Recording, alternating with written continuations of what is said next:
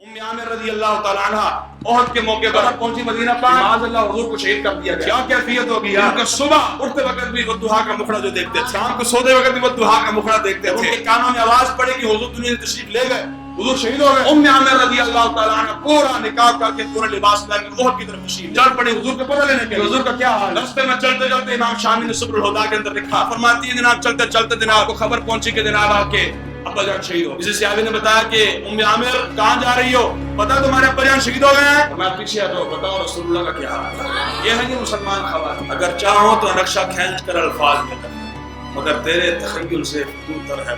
بال کہتا ہے اگر چاہو تو حضور کے صحابہ اور حضور کی صحابیات کی دلیریاں دکھائی نا، وہ شجاعت اور بہادری کی مثالیں قائم کے کر تصور کرو نا اور تمہیں دکھانا چاہو. بال کہتا ہے تمہارے تصور سے بھی بڑے وہ نظارے ہیں جہاں حضور کے صحابہ نے کام کیے. چل پڑی آگے سے، پھر کسی صحابی نے خبر دی، پتہ ہے تمہارے بیٹے بھی شہید ہو گئے. میرے پیچھے ہٹو، یہ بتاؤ حضور کا کیا ہے. پھر چل پڑی آگے، کسی نے بتایا جناب تیرا شوہر بھی شہید ہو چکا. اگر پیچھے ہٹو بتاؤ حضور کا کیا ہے. آگے چل پڑی حضور کی طرف، کسی نے بتایا کہ جناب تیرا بھائی بھی شہید ہو. اگر پیچھے ہٹو، یہ بتاؤ حضور کا.